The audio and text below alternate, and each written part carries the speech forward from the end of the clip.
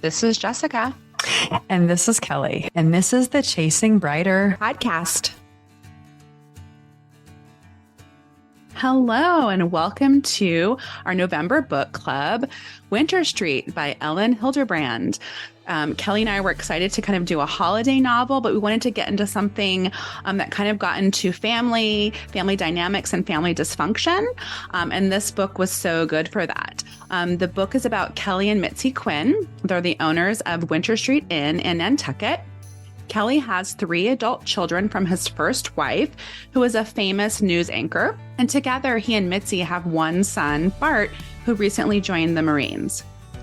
As the holiday season approaches, Kelly anticipates having the inn filled with his children and grandchildren. However, Kelly walks in on his wife, Mitzi, kissing the Santa Claus that they hire for the inn. So then dysfunction ensues. All of the 3 Quinn children come to the inn with their own troubles. Patrick is a hedge fund manager that may have made some deals that are not on the up and up. Kevin has secretly been seeing the French housekeeper of the inn. Ava is in a relationship which makes her heart pound, but has the inkling that he is not as committed as she is. All of this, as the news of Mitzi, is going to make for a very interesting Christmas at the Winter Street Inn. All right. And joining us for our book club episode today is my dear friend, Brooke, who is also an avid reader and an avid Audible reader. I still call it avid reader, even though it's Audible. Oh, I totally agree. Hi, welcome, Brooke. Thank you for joining us today. Thanks for having me. So we get some more opinions as we dive in today. We all listen to this on Audible. Yes. Yes. I did. I think I might. I don't know if I've read it in the past, but I listened this time. It's a quick listen. Mm-hmm. It's a good listen. Yeah.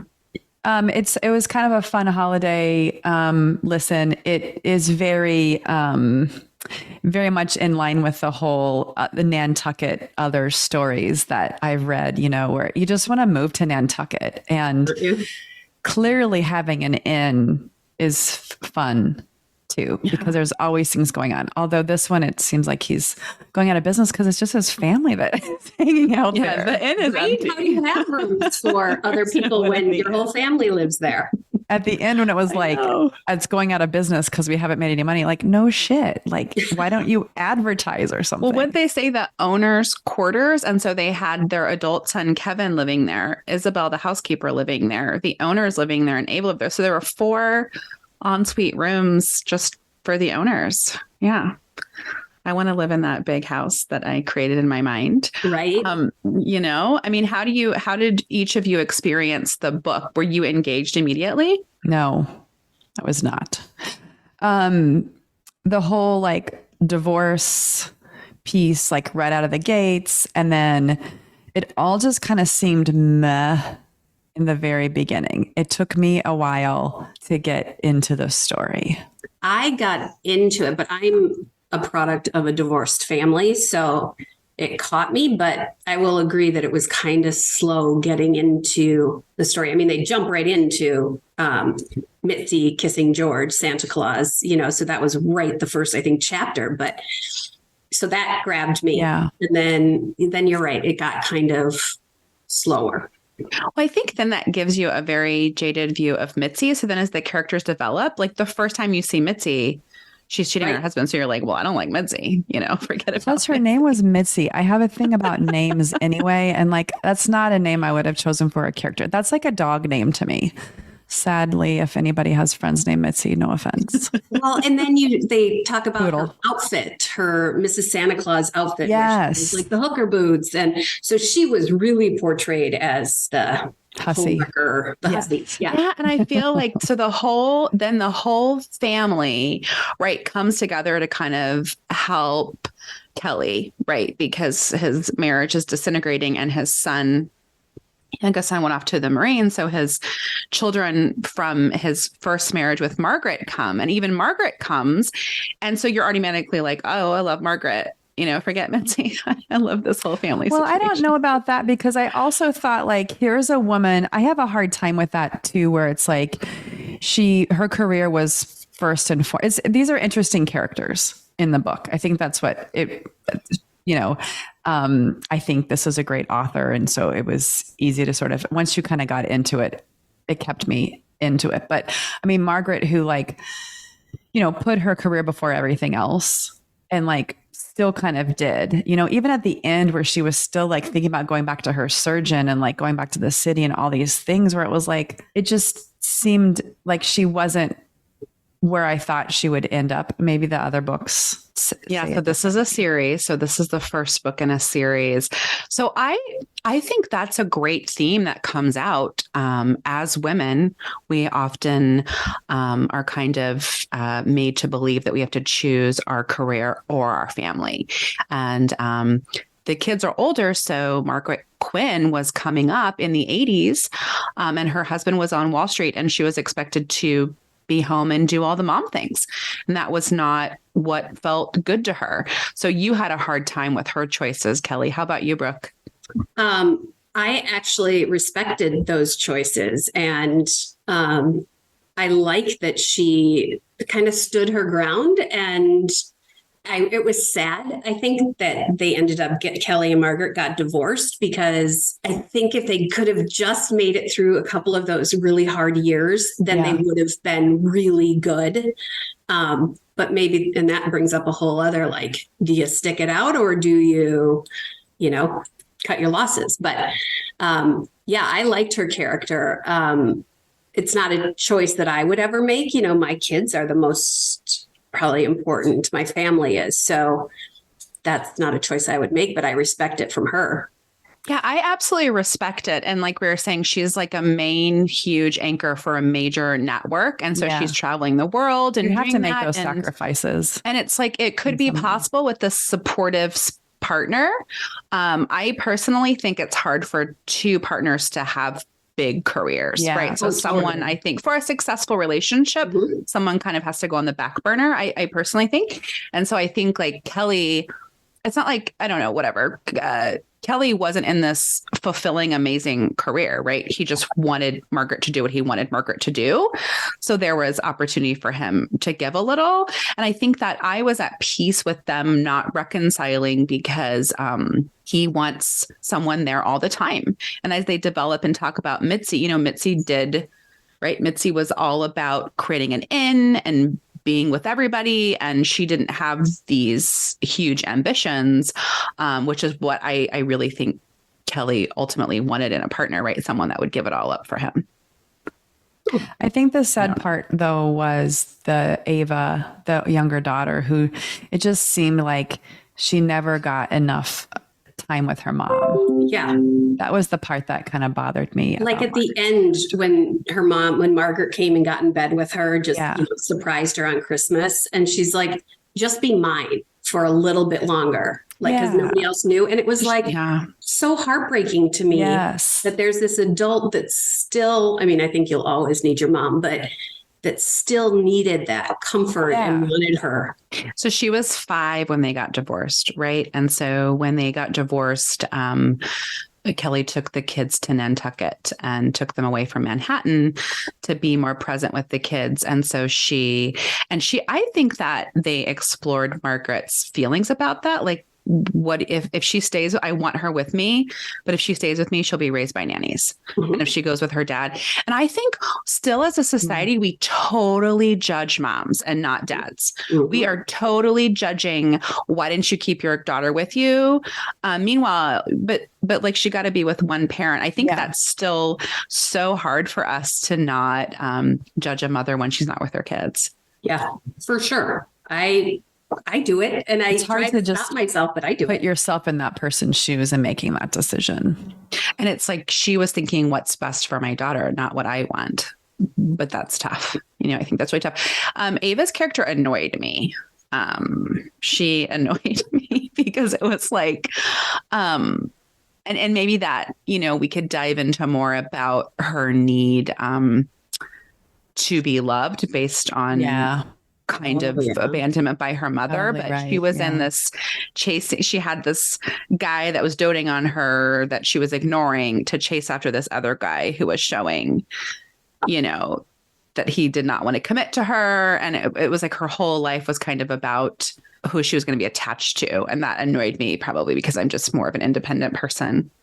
Isn't that amazing that an author can make a character like that you can draw this sort of like conclusion without it being said in the book? I don't know. Do you think it was purposeful? Must have I don't know. Makes you wonder. She's written a shit ton of books. She knows what she's doing. I do want to, this is what I was saying before. It's hard for me because I read the whole series.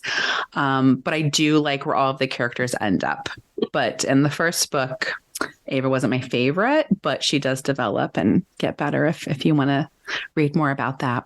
Well, if you think about it, she was so in love with Nathaniel, right? Like head over heels with him. And then within a span of 3 days, I think that's how long this book takes. It's like she's doesn't love him, or maybe she does, but she's giving up on that and going to Scott, who has been around forever. And it's like, how you can't flip your feelings like that on a dime. Right. Like you want to get married and the next minute you're like, never mind. I want to marry this guy. I'm going to marry him. I don't know. And, she also, they do have Bart, Kelly's son, with Mitzi, but the way that they raised Bart was almost like an only child, right? Because Mitzi treated him completely differently. And so I do think then that has me think Ava definitely has personality traits of the baby.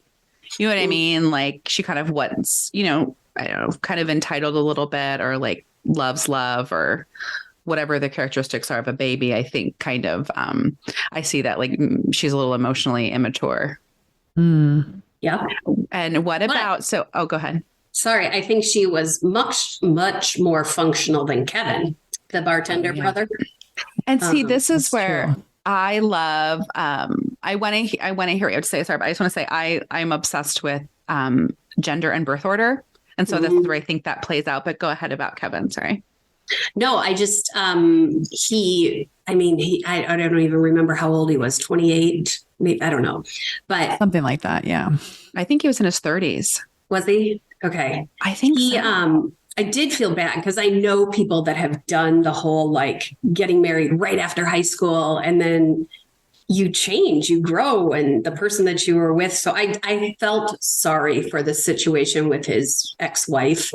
But then I think that the parents, Mitzi and Kelly, probably Kelly more so, totally enabled these children to depend on him and live in the inn and for sure, not have to be out on their own.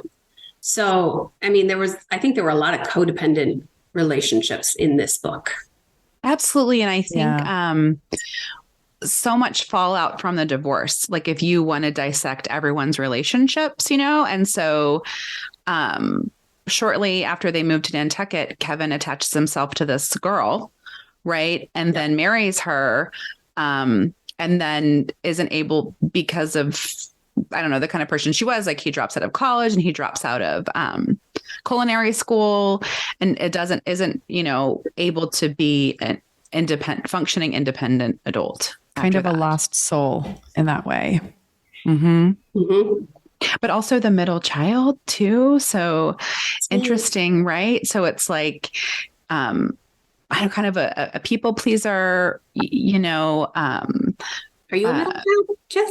I'm youngest, just us two of us. Yeah. Yeah. Our mom's a middle, and, but so then we've got Patrick, who's like over functioning type A, right? And then I think they were very close in age. And so then there's nothing left for Kevin, right? Like the top one got all the spotlight. And so it's like, well, then I'm a loser. Then I'm a total loser. Yeah, they even called him the golden boy. At the end, she's like, you'll always be my golden boy. And it's like, well, then what am I? If my brother's the golden boy. Then even when Kevin, like all of a sudden, to me, it seemed like he's trying to get his shit together. He's got this new girlfriend / fiance now, and who's having a baby, and they decide that they want to take over the inn. And I didn't feel like the dad was all like, go get him, you can do it. It was more like, nah, that's not gonna work. But there's like $10 million in equity, like, oh, here, have the inn. right? What do you do when you have, I don't know, right? Didn't they say the N was worth like $7 million? It's just $4 million. It's I'm only so four. sorry. I'm so crazy. But you know how it's like, oh, we'll just take over the N. Like that's, I don't know, to me, so entitled that you could just be given something that the dad sunk his entire fortune in over 2 decades. Fair enough. But I do like they didn't support that, which was weird. But I liked Kevin's personality and I was so hopeful for him. I think so many times, many people get lost in comparison, and it's like he was like the manager of the bar in a main area. He had a whole bunch of money saved. Like he wasn't a loser, but that's because he identified that way. But I think I had a lot of hope for him. Like you said, Kel, things were looking up, finding this new partner, getting engaged, having a baby, hopeful that he was going to kind of launch, a delayed launch. Well, and then you look at Patrick, right? Who on paper seems like he's got everything, right? And yet, as the story continues, it starts to fall. It's falling apart, right? In some way. I think it's easy as you get older to start to realize that, some of the people who you think have it all really may not. It's not what it seems. I think social media makes everything seem glossy and bright and shiny in everybody else's lives, so. I tell my daughter that all the time. And I just think it's because I'm a therapist, right? So I see behind the closed doors and it's like, there can be beautiful packages, but we don't know, right, what lies behind that. And I think for sure the Quinn children all compared themselves to Patrick. And so, Patrick had 3 boys, a supportive wife who had like an up and coming interior design business, and everything looked amazing. What would each of you do if you found out that your partner or spouse might be facing, I'm assuming in the book, federal prison charges or federal charges? Would you stick with your partner? What would you do? It would depend how deep and how atrocious like what he did was. To me, what Kevin did was completely immoral. It was a bad thing to do, but it wasn't like if somebody sexually molested a child. Sure. Yeah. You know what I mean? Right. This is a victimless crime, if you will. But then you think, because I did reference Bernie Madoff, and there were victims, people lost their life savings. Yeah, that's true. There are victims, even in Patrick's scenario. But no, I would probably stay. But and I think, oh, go ahead. Sorry, you would think that for him to make that decision, need that money. Like, are there pressures that he's feeling exactly from his wife, or from what's he feeling that he thought he had to do that? Yeah. I think that's a great question. Well, because it was insider trading, right? So he just like dumped a ton of money into something that he knew was kind of a sure thing. And it is interesting too, just with insider trading. Like, to me now, that's just an interesting concept, as little as I know of the financial sector, of like we have access to everything all the time with texting and social media and Google and all that stuff. So is that even a thing anymore? Right. Because you can access information. But it was a rule. He broke it. I also think he knew he did, though, in some way, right? I mean, he was kind of pressured to do some unethical things, and he knew he did something wrong. So he took it a little bit further than he could have, too. And he should have, for sure. I loved his mom's. I loved Margaret. It was just like, take it. You got to take your lumps and deal with it. Or I don't know if it was Margaret or Kelly, but like I think that more people need to do that. Like I think of Martha Stewart, and she was, she took it, she did it, she went, she served her time, and so I think. And now she's BFF with Snoop Dogg. I mean, that's what prison does to you. And I think people respect that when you just immediately take responsibility, accept responsibility for what you did and move forward. I think when it comes to well, I live in Vegas where there's like fast money and millionaires are made and sketchy things happen. I swear everyone owns their own business here. And I'm always like, so to me, I think there are different careers that fall more prey to that. So like if my spouse or partner was running their own business and money was coming in, I think sometimes his wife enjoyed that and didn't ask questions. Was she pressuring him to provide that lifestyle? Not necessarily, but I think a lot of times we're just like, people enjoy that without asking questions. And I think I could see that happening, but I agree. If it were a heinous crime, if it were a crime against another person, that would be difficult for me.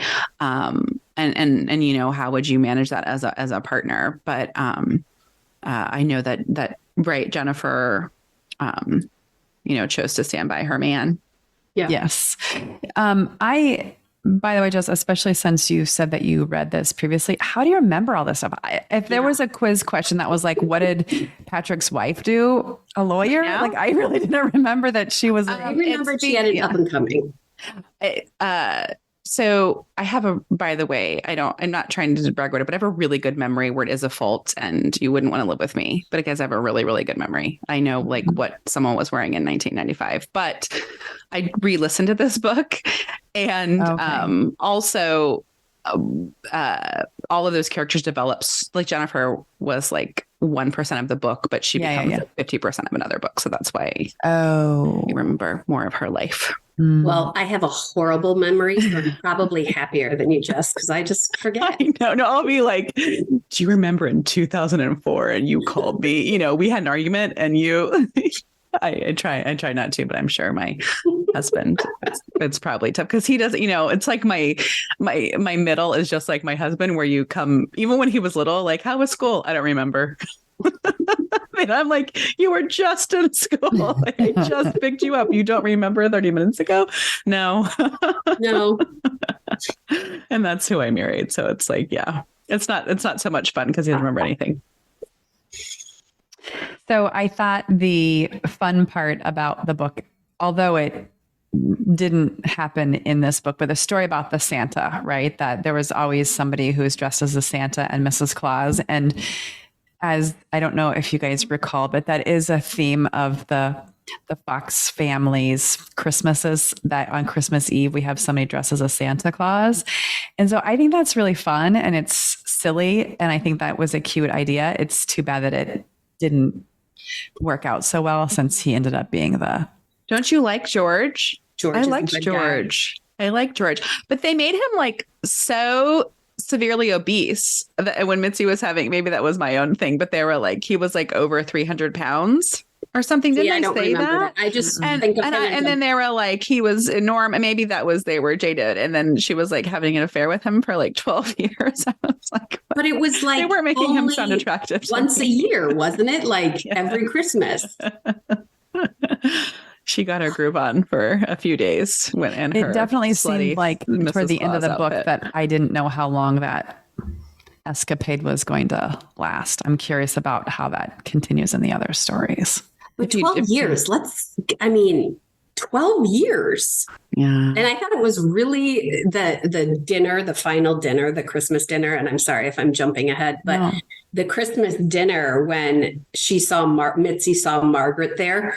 To me, it was so sad that she always felt so overshadowed by Margaret, their entire marriage. Yeah, for sure. And like, how could you be with somebody that you think loves somebody else the whole time? And it's like, I think that Kelly, he gave up everything and did every single thing Mitzi ever wanted and showed her. And it's interesting to me. I don't know how I would handle being a second spouse. I guess I would say that. You know what I mean? I don't know how that would feel for me if I were married to someone that did everything else first with somebody else. Well, and if that other person is very famous. Yeah. And then she's famous and gorgeous. Too. Yeah. Right.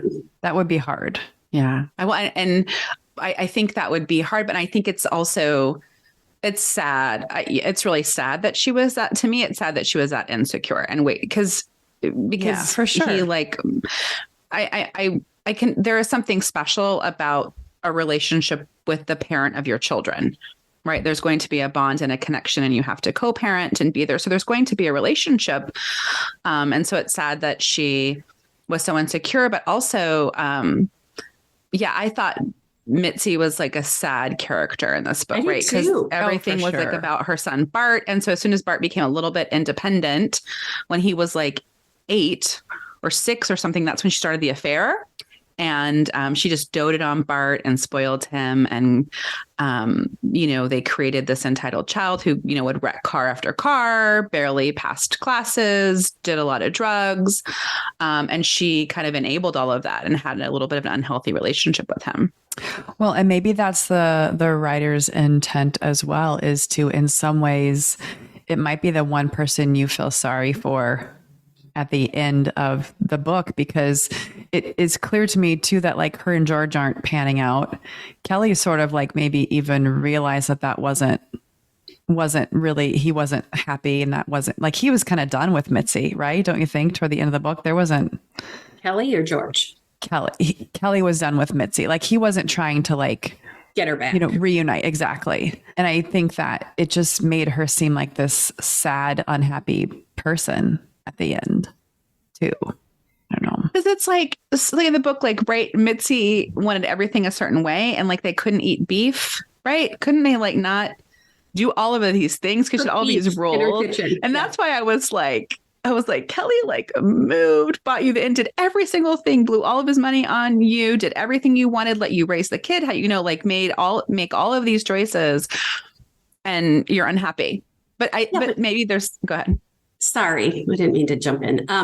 But it sounds like he bought her everything and did everything, but she was so lonely. So did he not talk to her? Did he not? And I mean, it was said in the book, like he probably never gave her the same respect that he gave Margaret because she was so smart. But it just made me sad. It's like, that's what he thought she wanted, but really, is that a partnership when you just let someone make unilateral decisions all the time? Yeah. Mm-hmm.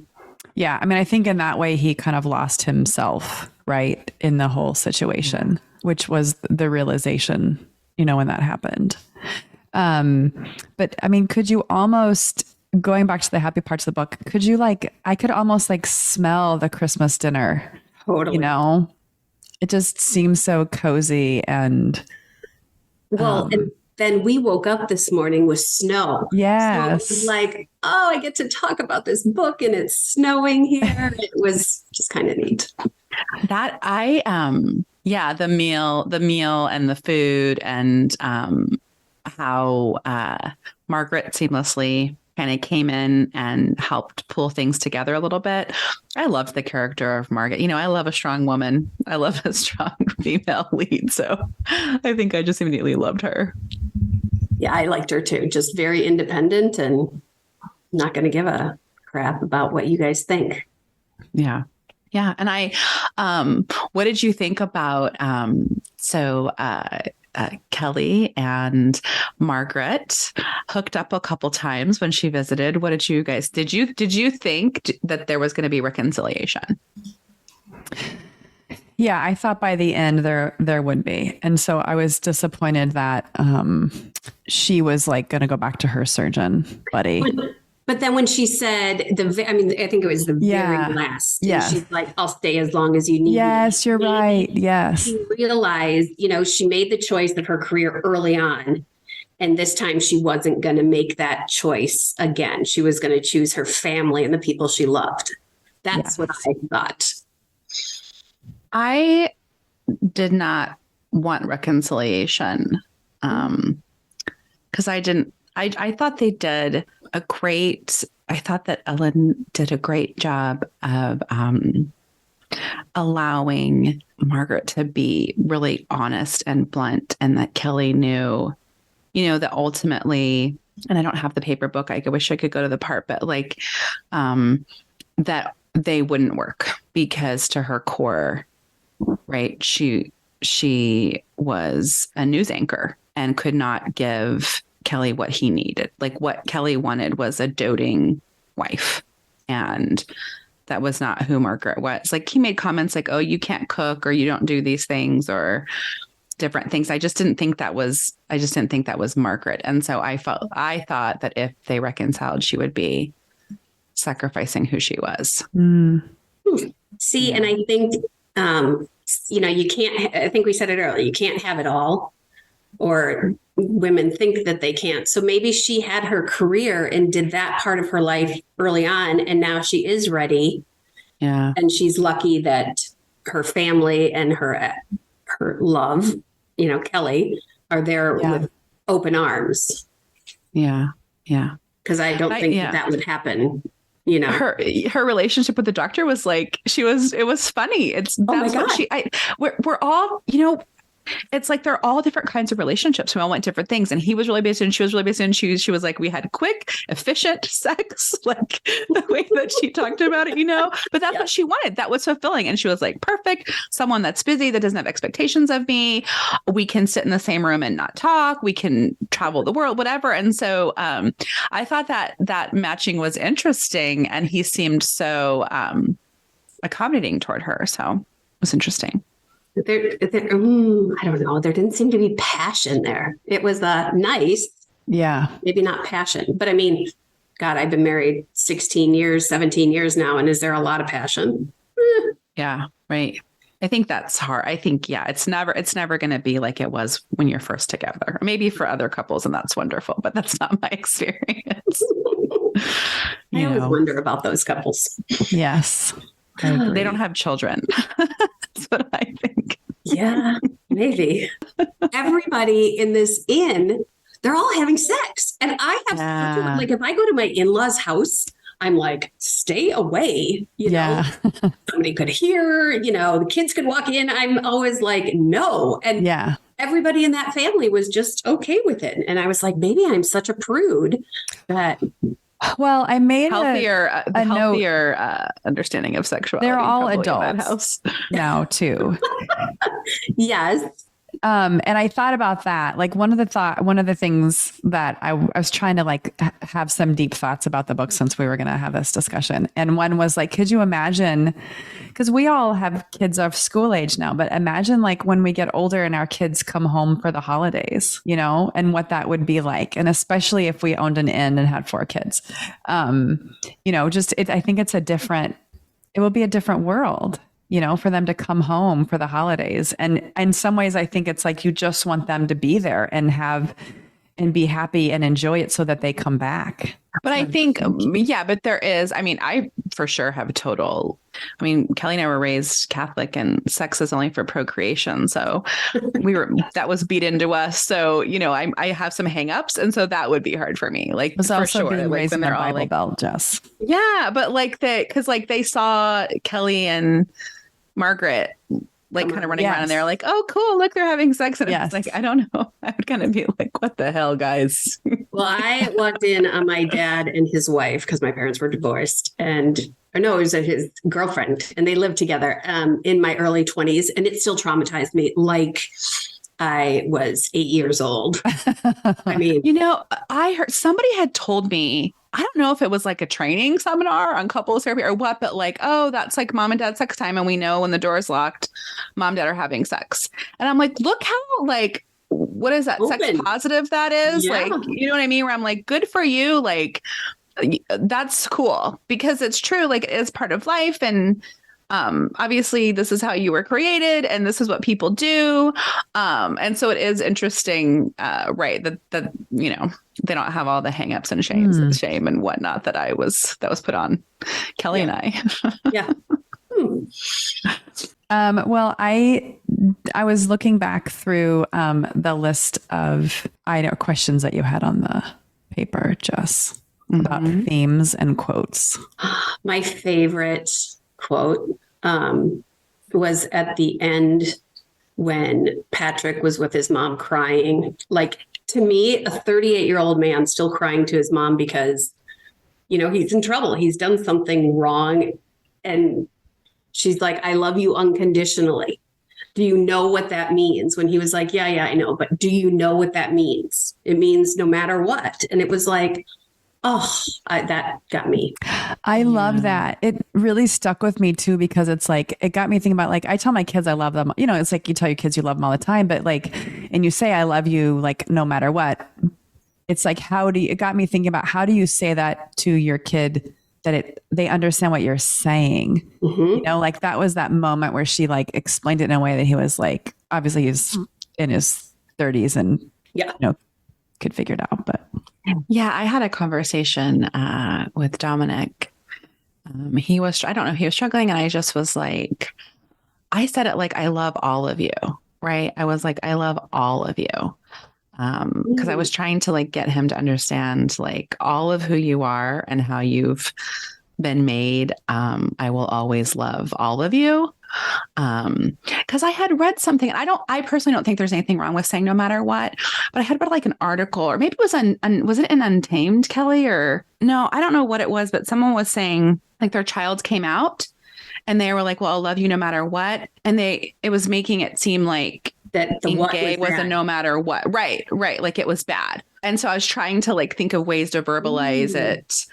So it wouldn't be like I'm going to love you no matter what. So even when there's a big bad part of you, I mean, I love you. And so that's why I was trying to like find a way to verbalize that. Like, I love all of you. That's right? a good point. That is a good way to do it, though. That's the thing too, is because if you say you love the kid unconditionally, they're like, okay, well then I'm just not going to do anything you say. Yeah. Maybe that's what I've been doing wrong. She said she'd love me if I told her to shut up. So I'm going to test that one out today. Yeah, I think Kelly and I wanted to pick a holiday book, and I wanted something that was messy. I didn't want a Hallmark movie type book where everything was wrapped up in a tidy little package at the end. And I wanted something real.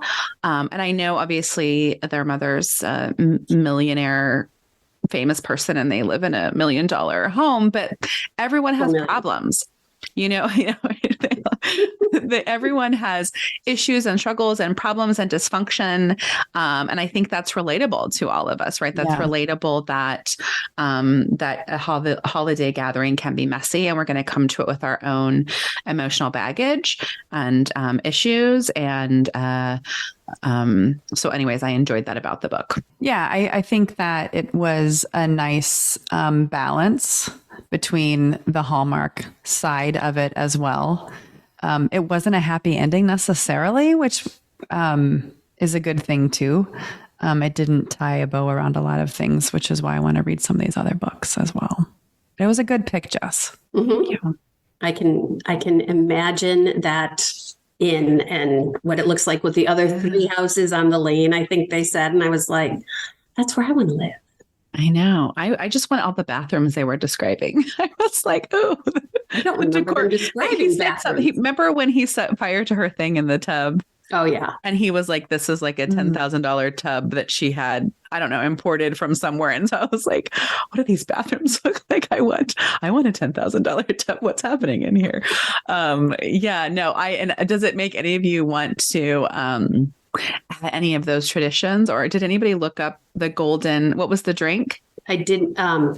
Gold drink, guys. I don't know, but I do want to try the pine cone thing. I want to. Oh yes, yes, me too. What is? It was like a almonds over, right? Like a cheese.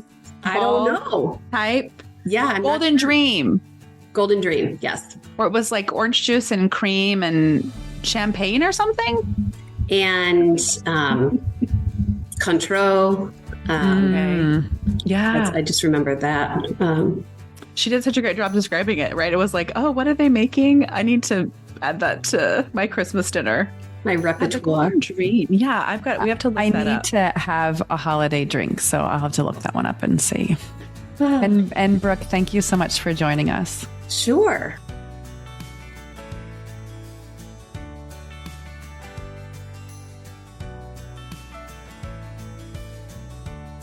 Thanks for listening and joining us today. And don't forget to follow us on social media at Chasing Brighter or on our blog, chasingbrighter.com.